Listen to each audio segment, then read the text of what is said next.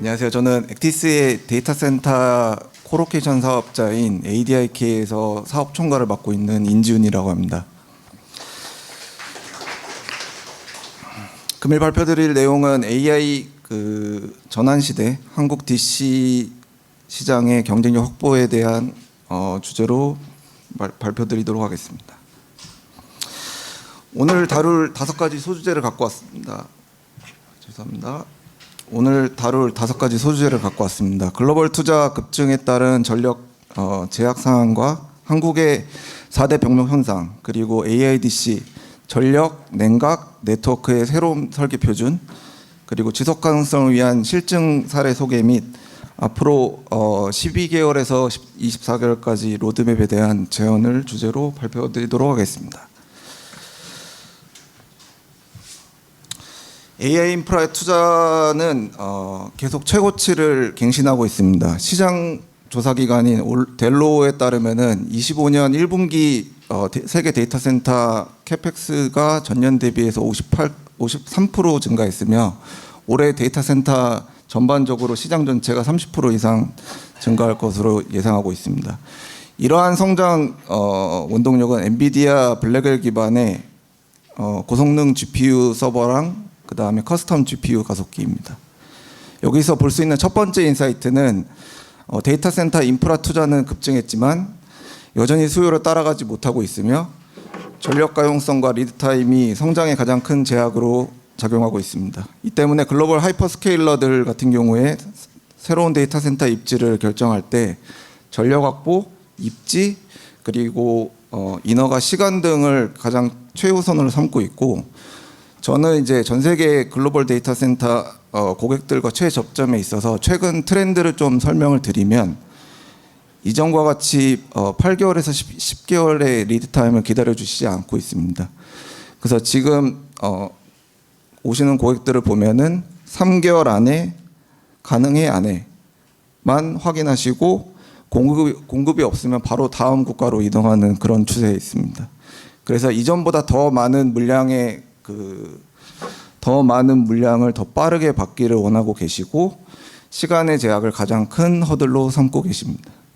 더 많은 전력을 확보해서 더 빠르게 공급해야 하는 것이 작년 하반기부터의 시장 트렌드이며, 이처럼 전력과 시간은 AI 데이터 센터 경쟁력의 핵심이며 기본 소양이 되었습니다. 대한민국은 지리적 경제적 이점을 바탕으로 국제 허브로 도약할 수 있는 여건이 갖춰져 있지만 근본적으로 해결되지 않는 4가지 숙제가 있습니다. 먼저 전력 공급 부족인데요. 수도권 전력망의 혼잡과 긴 수전 리드 타임 때문에 AI 인프라를 확장하려고 해도 정작 전기를 받을 수 있는 시점이 2년에서 3년 뒤로 밀리는 게 현실입니다. 이러한 문제를 해결하려면 전력계통 영향평가 패스트트랙을 도입을 해서 행정기간을 최소화해서 사업자들이 공급을 빨리 할 수 있도록 해야 합니다. 두 번째는 네트워크 정상구조입니다. 한국에서는 네트워크 요금과 정산체계가 굉장히 경직돼 있어서 피어링이나 캐싱 투자를 하는 여력이 좀 낮습니다. 국제 표준에 맞는 정산구조로 전환을 하고 캐싱 피어링 설비에 인센티브를 제공해 로컬 트래픽을 늘리는 방안이 필요합니다. 그렇게 해야 게임이나 동영상 등 고품질 데이터가 국내에 지속적으로 오래 머물 수 있습니다. 그리고 세 번째는 인허가와 민원 문제입니다. 수도권에서는 입지 규제와 복잡한 절차, 그리고 주민 민원 때문에 현재까지도 지금 프로젝트가 지연되는 사례가 많습니다. 특히 데이터 센터에서 발생하는 전력이라든지 소음이라든지 열 방출 때문에 포비아가 확산되고 있고, 이해관계자 조정이 매우 중요하다고 생각합니다. 특히 정부의 역할이 가장 중요하다고 생각합니다. 이를 해결하기 위해서 수도권과 광역권을 아우르는 입지 다변화 전략과 중앙정부와 지자체가 협업하는 논스톱 인허가 제도를 도입해 절차를 간소화해야 됩니다. 마지막으로 만성적으로 지금 현장에서 부족한 전문 인력 부족입니다. AI 렉은 액체 냉각과 고밀도 렉을 전제로 하기 때문에 이를 설계 운영할 수 있는 엔지니어와 운영자가 매우 부족한 상황입니다. 해결책은 현장 중심의 인력 양성 프로그램을 도입해서 MOP PTW 등의 이제 표준 작업 절차를 시뮬레이션화하고 이거를 교육을 통해서 현장 중심 인력으로 체계적으로 육성하는 그런 방향으로 진행해야 됩니다. 이러한 우려점에도 불구하고 다행스러운 부분이 있습니다. 새로운 정부의 출범과 함께 뒤늦게나마 AI 트렌드의 범국가적 차원의 드라이브를 걸고 있습니다. 잘 아시다시피 지난 7월에 과기정통부에서 1.4조 규모의 GPU 조달 프로젝트 사업자를 선정했고, 이 사업은 이제 고성능 GPU 엔비디아 B200 만여 장이랑 그 다음에 H200 3천여 장을 NHN 클라우드, 카카오 클라우드, 네이버 클라우드가 각각 운영하도록 하였습니다. 각 국내 CSP가 도입하게 될 GPU를 국가연구기관이나 아니면은 대학 기업에 임대하거나 클라우드 서비스를 제공하게 되며 국내 AI 연구자들이 해외 클라우드에 의존하지 않고도 대규모 모델을 훈련할 수 있게 하는 중요한 기반으로 보고 있습니다. 이러한 정부에 맞춰서 움직임에 맞춰 민간에서도 다양한 수요가 발생하고 있습니다. 대기업뿐만 아니라 다양한 스타트업에서 AI 산업에 뛰어들어서 신규 데이터 센터 수요를 창출하고 있으며 이 흐름이 얼마나 오래 유지되느냐에 따라 향후 2, 3년간 매우 중요한 변곡점으로 보고 있습니다. 정부와 민간의 긴밀한 협력하에 현재 좋은 흐름이 단발성 지원 사업으로 보지 않고 긴 호흡으로 발전시켜서 장기간의 데이터 센터 발전 방향으로 모색되어야 될 것입니다. 현재 전 세계적으로 평균 데이터 센터 렉 밀도는 8kW 미만입니다. 업타임 인스티튜트 2024년 보고서에 따르면 대부분 시설은 지금 에어쿨링 기반으로 설계가 돼 있고 30kW 이상의 고집적 렉들을 지원하는 곳들이 거의 없습니다. 그러나 이제 AI 시대가 도래하면서 렉당 소비 전력은 이전과 비교할 수 없을 정도로 지금 성장하고 있고 JLL의 2025년 글로벌 데이터 센터 보고서에 따르면 GPU 서버렉이 40에서 100kW 수준이고 향후 250kW까지 높아질 것으로 예상하고 있습니다. 설계 전략과 시사점 관점에서 에어쿨링 기반의 설계만으로는 이제 더 이상 고밀도 렉들을 감당할 수 없고 따라서 데이터 센터가 설계 시 현재 평균이 아닌 2년에서 3년 후에 미래 수요를 반영을 해야 됩니다. AI 시대의 데이터 센터의 설계는 기존 레거시 설계를 AI 기본값으로 바꾸는 5가지 변화가 필요합니다. 먼저 전력 시스템을 보면 해외에서는 AI 전력 수요를 감당하기 위해서 고전압 수전과 온사이트 변전소를 채택하고 있습니다. 예를 들어서 STT 도쿄1이라든지 AT 도쿄1 같은 경우에는 66kV 전력선으로 전기를 받고 사이트 내에서 변전해서 사용하고 있고 영국과 아일랜드도 33 또는 이제 110kV 레벨로 직접 수전해서 현재 AI 수요를 처리하고 있습니다. 국내는 근데 안타깝게도 여전히 22.9kb 배전이 표준이지만 앞으로는 154 kb 이상의 고전압으로 예를 들어서 33 또는 66kb 킬로볼테이지 링버스로 이제 분배를 하면 기존의 22.9kV 전 배전보다 케이블스라든지 전력 손실이라든지 설비 면적이나 심지어 이제 비용도 절감할 수 있다고 보고 있습니다. 냉각 시스템은 이제 엔비디아 GB200 같은 경우에는 GPU 72개 GPU가 하나의 이제 NV링크로 도메인이 묶여갖고 지금 현재 130kW 전력이 소비가 되는데 누수 감지라든지 아니면 수질 관리 그리고 배관 유지 보수까지 포함하는 리퀴드 쿨링 관련된 표준 작업 절차를 미리 마련해야 된다고 생각을 하고 CDU부터 DC에서 공급하는 냉수 그리고 렉 루프를 각각 분리를 해서 누드 리스크를 통제를 하고 수질 부식 관리 UQD 인터페이스까지 SOQ를 정의해야 됩니다. 그리고 중요한 것은 이제 AI 데이터 센터에서 중요한 것은 EPMS, DSIM 통합관제인데 전력 냉각 네트워크를 하나의 데이터 센터의 모델로 봐야 되고, 대규모 AI 클러스터에서는 렉별, 킬로와트, 델타 T, PDU, UPS, 알람 포트, 오류율까지 실시간으로 텔레메트리로 수집을 해서 이상 탐지와 예지 정비까지 할 수 있도록 자동화를 해야 됩니다.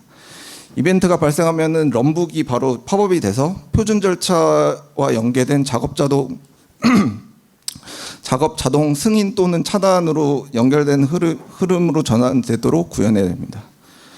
그리고 이제 국내에서는 연구나 실제 구축 사례가 전무하지만 해외에서는 이제 모듈러 DC 방식이 굉장히 활발합니다. 저희가 이제 구축하고 있는 말레이시아 AI 데이터 센터 같은 경우에는 착공부터 준공까지 지금 18개월을 잡고 진행하고 있는데, 전기 냉각 네트워크를 이제 6에서 12메가 정도 블록으로 이제 표준화를 했고, 기본 렉 사이즈는 이제 30에서 80kW, 그리고 많게는 이제 120kW까지 이제 엔클레이브 무중단 확장할 수 있도록 디자인에 설계를 했습니다. 그리고 상면 안에는 예를 들어서 케이블 트레이나 버스 덕트, 그 다음에 수배관을 미리 작업을 해서 고객 오더가 오기 전에 미리 작업을 해놓고, 오더가 오면 요 해당 공정은 미드탐에서 별도로 빼게 해서 지금 딜리버리하는 시간을 획기적으로 줄이고 있습니다.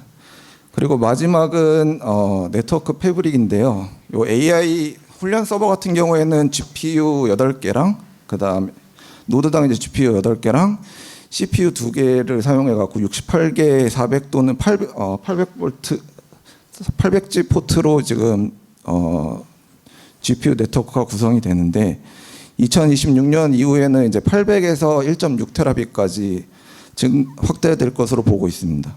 그래서 초고속 네트워크를 안정적으로 운영을 하려면 두 개층 리프 스파인으로 이제 비가차 패브릭 구조로 설계를 해야 되고, 모든 노드가 동시에 최대 속도로 통신할 수 있도록 설계를 진행을 해야 됩니다. AI 데이터 센터 경쟁력은 이제 단순히 전력 용량, 속도뿐만 아니라 에너지 효율과 지속 가능성 측면에서도 고려가 돼야 되는데, 제가 지금 시간 관계상 요 장표는 좀 생략을 드리겠고, 저희가 종합을 해보면은 이제 앞으로 한 2년간 5개 정도 로드맵이 나올 것 같습니다. 그래서 기업 수요가 여전히 높은 수도권은 시장 경제 논리에 따라서 기업 주도 시장으로 놔두고, 정부 주도 수요에 대해서는 지방 본사를 통해서 병행하는 전략으로 가야 된다고 생각합니다. 그래서 지방 권역별 특화 인센티브는 기업의 지방 투자를 유도를 할 수 있으나, 그러나 일회성 정책, 그 비용 정책으로는 장기적으로 투자할 매력을 느끼기 어렵기 때문에 좀 중장기적으로 제공할 수 있는 인센티브를 정부 차원에서 고민을 해주셨으면 좋겠고요. 그다음에 표준 변전 패키지는 아까 앞서 언급드렸다시피 22.9kV 구조는 현재 지금 대규모 AI 데이터 센터 클러스터 구축이 굉장히 어렵기 때문에 154 이상의 표준 변전 패키지를 통해서 AI 인프라 확충을 위한 정책 방향으로 설정을 해야 된다고 생각합니다. 그리고 리퀴드 쿨링 같은 경우에는 실제 테스트베드 구축과 커미셔닝을 하지 않고 전체 그냥 AI 데이터 센터를 구축하게 되면 아무래도 기존과 달리 리퀴드 쿨링 설비들이 서버실로 들어오기 때문에 운영상에 큰 리스크가 있다고 생각합니다. 그래서 다양한 시험 시나리오를 테스트할 수 있는 테스트 환경이 선구축이 돼야 되고,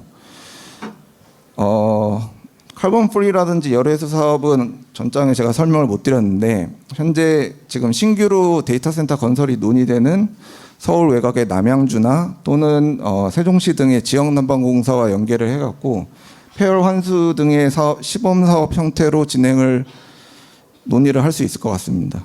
그리고 현장은 현재도 기술이 있는 운영 인력이 많이 부족합니다. 그래서 앞으로 더 AI 관련된 데이터 센터가 증가할 것으로 보이기 때문에 이를 위해서 산업협력 프로그램 통해서 산업에 신규로 투입될 인재를 육성을 하고 민간에서는 이 인력을 채용해서 부족한 인력 양성을 위해서 협력을 해야 된다고 생각을 합니다. 3분만 더 써도 될까요? 자꾸 그래서 액티스는 뭐 잘 모르시는 분들이 많으실 것 같은데 저희는 그 투자 회사고요. ADIK는 데이터 센터 코로케이션 사업자입니다. 그래서 지금 현재 국내에서는 지금 52메가와트 데이터 센터를 운영하고 있고, 그 다음에 신규로 지금 65메가와트 데이터 센터를 올해 착공해서 오픈 목표 28년 목표로 사업을 진행을 하고 있습니다. 시간 관계상 이상으로 마치겠고요. 궁금하신 사항 있으면은 따로 찾아오시면 제가 좀 더 설명드리도록 하겠습니다. 감사합니다.